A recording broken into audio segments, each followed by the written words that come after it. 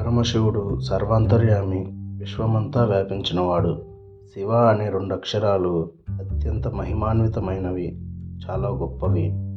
శివ అంటే మంగళకరమని అర్థం. మంగళకరుడైన పరమశివుని అనుగ్రహం కోసం హిందువులు జరుపుకునే ముఖ్యమైన పండుగే మహాశివరాత్రి. ఇది ప్రతి సంవత్సరం మాఘమాసం కృష్ణపక్షంలో చతుర్దశి నాడు ఈ మహోన్నతమైన పర్వదినాన్ని జరుపుకోవడం మనకు ఆనవాయితీగా వస్తుంది.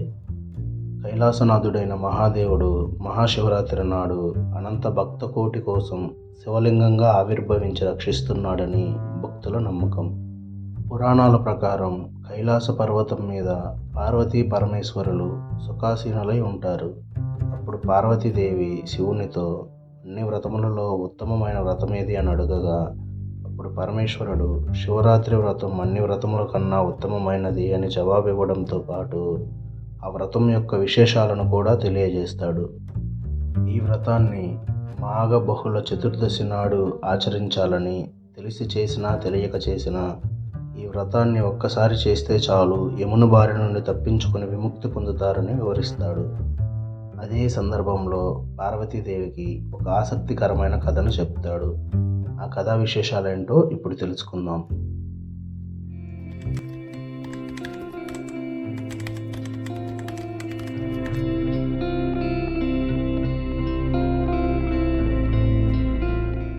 క్షీరసాగర మదన సమయంలో నిప్పులు చిమ్ముకుంటూ వచ్చిన ఘోర కాలకోట విషాగ్నుల నుంచి లోకాలను రక్షించవలసిందిగా దేవాది దేవతలు వేడుకుంటారు.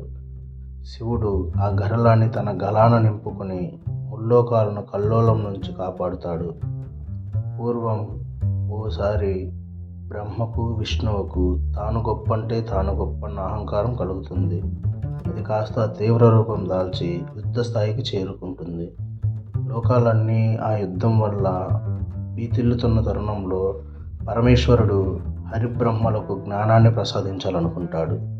వెంటనే వారి ముందు ఒక దివ్య తేజోరాశిని ఆద్యంతాలు తెలియని స్తంభలింగ రూపంలో అవతరించేలా చేస్తాడు. అప్పటిదాకా అక్కడ లేని దివ్య తేజోస్తంభం ఏమిటా అని ఆ హరి బ్రహ్మలు యుద్ధం మాని విస్తుపోతూ చూస్తారు. వెంటనే పరమేశ్వరుడు తన దివ్య లీలా విలాసంతో వారికి పరీక్ష పెడుతున్నానని, ఆ స్తంభం యొక్క అగ్రభాగాన్ని ఒకరు అడుగు భాగాన్ని ఒకరు చూసి రావాలని, ఎవరు ముందుగా వస్తే వారే గొప్పని, వారికే సర్వాధిపత్యం అని చెప్తాడు. వెంటనే బ్రహ్మ హంసరూపుడై ఆ తేజోలింగం అగ్రభాగానికి చేరడానికి వెళ్తాడు. విష్ణువు వరాహరూపుడై ఆ లింగం మూలం ఎక్కడుందో తెలుసుకోవడానికి పాతాళం వైపు ప్రయాణం చేస్తాడు. హరిబ్రహ్మలకు ఆ దివ్య తేజోరాశి ఆద్యంతాలు ఎంతకీ అంతుపట్టవు. ఇంతలో పైనుండి ఒక మొగలు పువ్వు రావటం హంసరూపంలో ఉన్న బ్రహ్మదేవుడు చూస్తాడు. బ్రహ్మ మొగలు పువ్వును ప్రలోభపెట్టి తాను ముందుగా తేజోరాశి అగ్రభాగాన్ని చూశానని, దానికి సాక్ష్యంగా నువ్వు ఉండాలని కోరుతాడు. పాతాళం వైపు వెళ్ళిన శ్రీ మహావిష్ణువు తేజోరాశి పీఠభాగం ఎంత దూరం వెళ్ళినా కనిపించదు. ఇంతలో అబద్ధం సాక్ష్యం చెప్పేందుకు మొగల పువ్వును వెంట పెట్టుకుని శివుడి దగ్గరకు వస్తాడు బ్రహ్మ. ఆ తర్వాత కొద్దిసేపటికి విష్ణువు తేజోలింగం అడుగు భాగం తాను కనుక్కోలేకపోయానని బాధపడుతూ పైకొస్తాడు. బ్రహ్మ తేజోరాశి అగ్రభాగాన్ని తాను చూశానని, అందుకు సాక్ష్యంగా ఈ మొగలు పువ్వును కూడా వెంట పెట్టుకొని వచ్చానని చెప్తాడు. ఆ అసత్య మాటలకు శివుడికి కోపం ముంచుకొస్తుంది. వెంటనే భైరవుణ్ణి సృష్టించి అసత్యం ఆడినందుకు బ్రహ్మదేవుణ్ణి దండించమంటాడు. భైరవుడు అప్పటిదాకా బ్రహ్మకున్న 5 తలలలో అబద్ధం ఆడిన తలను తుంచేస్తాడు. తరువాత తన తప్పును తెలుసుకున్న బ్రహ్మదేవుడు ఈశ్వరుడిని శరణు వేడుకుంటాడు. పక్కనే ఉన్న విష్ణువు కూడా అప్పటికే శివుడి గొప్పతనాన్ని గ్రహించి పరమేశ్వరుడికి నమస్కరించుకుంటాడు. బ్రహ్మ తప్పుని క్షమించమని కూడా వేడుకుంటాడు. శరణాగత వత్సలుడైన శంకరుడు చల్లబడతాడు. ఇంతకు ముందులాగానే బ్రహ్మకు సృష్టి అధికారం ఉంటుందని, అయితే ఇతర దేవతల్లాగా బ్రహ్మకు ఆలయాలు పూజలు ఏమీ ఉండవని చెప్తాడు. అబద్ధం ఆడకుండా వాస్తవాన్ని తెలిపిన విష్ణువుకు అందరి చేత పూజలు అందుకుంటాడని, స్థితికారకుడుగా వెలుగొందుతాడని అంటాడు. మొగల పువ్వును చూసి అసత్యమాడిన పాపానికి తన పూజలో మొగల పువ్వుకు చోటుండదని చెప్తాడు. అయితే ఆ మొగలి పువ్వు పరిపరి విధాలా ప్రణమిల్లుతుంది. భక్తవత్సలుడైన శివుడు అప్పుడు కొంత శాంతించి శివ పూజకు పనికిరాకపోయినా శివభక్తులు మాత్రం మొగల పువ్వులను ధరిస్తారని, అలా తన జన్మని చరితార్థం చేసుకోమని చెప్పి అంతర్ధానం అవుతాడు. పూర్వం ఓ వేటగాడు ఉండేవాడు. ప్రతిరోజు అడవికి వెళ్ళి జంతువులను వేటాడి కుటుంబాన్ని పోషించుకుంటూ ఉంటాడు. అయితే ఓ ఉదయాన్నే వెళ్ళిన అతడికి ఒక్క మృగం కూడా కనిపించదు. పొద్దుపోయేదాకా ఎదురు చూసినా ఫలితం దొరకకపోవడంతో నిరాశగా ఇంటి ముఖం పడతాడు. మధ్యలో ఓ సరస్సు కనిపిస్తుంది. దీంతో ఏదైనా జంతువులు నీళ్లు తాగడానికి వస్తే సంహరించవచ్చని భావించి దగ్గరలో ఓ చెట్టుని ఎక్కి కూర్చుంటాడు. అతడికి ఊతపదంగా శివ శివ అని అనడం అలవాటు. అది మంచో చెడో కూడా అతనికి తెలియదు. చెట్టుపై నుంచి జంతువులు సరిగ్గా కనిపించేందుకు ఆ చెట్టు ఆకులు కొమ్మలు విరుస్తూ ఉంటాడు. ఇంతలో ఓ ఆడజింక అటుగా వస్తుంది. దాని మీదకు బాణం ఎక్కుపెట్టగా జింక మానవ స్వరంతో తనను సంహరించవద్దని వేడుకుంటుంది. తనను చంపటం అధర్మం అంటూ ప్రాణభిక్ష పెట్టమని ప్రాధేయపడుతుంది. మామూలుగా అయితే అతడి మనసు క్రూరంగా ఉండేది. కానీ ఆ జింక మానవ భాషలో మాట్లాడేసరికి ఏం చేయలేక వదిలేస్తాడు. అలా రెండో జాము కూడా గడుస్తుంది.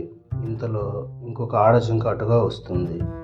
దాన్ని కూడా సంహరించాలని అతడు భావించగా తను బక్కపలుచగా ఉన్నానని, తన మాంసంతో మీ కుటుంబం ఆకలి తీరదంటూ విడిచిపెట్టమని కోరుతుంది. కాసేపటికి మీకు ఏ జంతువు దొరకనట్లయితే తానే తిరిగి వస్తానని వేడుకుంటుంది. మొదటి జింక కూడా ఇలాగే పలికేసరికి ఆశ్చర్యపోయిన వేటగాడు తన ప్రాప్తం ఇంతేననుకుని దాన్ని విడిచిపెట్టి ఇంకొక జంతువు కోసం ఎదురు చూస్తాడు. ఇంతలో మూడో జాము గడిచేసరికి ఓ మగ జింక అతడికి కనిపిస్తుంది. దాన్ని బాణంతో సంహరిద్దామని అనుకునేంతలోనే ఆ మగ జింక కూడా మానవ భాషలో మాట్లాడుతుంది. రెండు ఆడజింకలు ఇటుగా వచ్చాయని అతన్ని అడుగుతుంది. వచ్చాయని, తనకు ఏ జంతువు దొరక్కపోతే తామే వస్తామని తనకు చెప్పినట్లు కూడా వేటగాడు చెప్తాడు.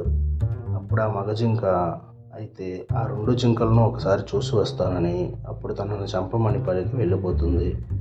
ఇంతలో నాలుగో జాము కూడా గడిచి సూర్యోదయం అవుతుంది. తనకు మాటించిన మూడు జింకల కోసం ఎదురు చూస్తూ చెట్టు మీదనే కూర్చుంటాడు వేటగాడు. ఇంతలో మరొక జింక దాని పిల్ల అటుగా రావడం గమనిస్తాడు. విల్లెక్కు పెట్టిన బోయేవాడితో ఆ జింక కూడా తన పిల్లలను ఇంటి వద్ద విడిచి వస్తానని, అప్పటి వరకు ఆగమని పలికి చెప్పి వెళ్ళిపోతుంది. మరికొద్దిసేపటికి 4 జింకలు బోయేవాడికి ఇచ్చిన మాట ప్రకారం వచ్చి సత్యనిష్ఠతో తనను చంపమని ప్రాధేయపడతాయి. ఆ జింకల సత్ప్రవర్తన వేటగాడిలో మార్పు తీసుకొస్తుంది. ఆ రాత్రంతా అతడు కూర్చున్నది మారేడు చెట్టు కావడం, అతడికి తెలియకుండానే శివనామ స్మరణం చేయడం, తన చూపుకు అడ్డొచ్చిన మారేడు ఆకులు కోసి కింద వేస్తాడు. ఆ చెట్టు కిందనే ఒక పాత శివలింగం ఉండటం వల్ల ఆ మారేడు దళాలు ఆ శివలింగంపై పడతాయి. దీంతో మారేడు దళ పూజా ఫలితాన్ని కూడా వస్తుంది. 4వ జాము వరకు మెలకువతో ఉన్నాడు కాబట్టి జాగరణ ఫలితం కూడా వస్తుంది. అలా ఆ కథను పార్వతీదేవికి వినిపించిన పరమేశ్వరుడు తనతో ఇలా అంటాడు. దేవి, ఆ కుటుంబమే నేడు ఆకాశంలో కనిపిస్తున్న మృగ నక్షత్రం. 3 నక్షత్రాలలో ముందున్న 2 జింక పిల్లలు, వెనుక ఉన్నది 3వది. ఈ మూడింటిని మృగశరులు అంటారు అని తెలియజేస్తాడు.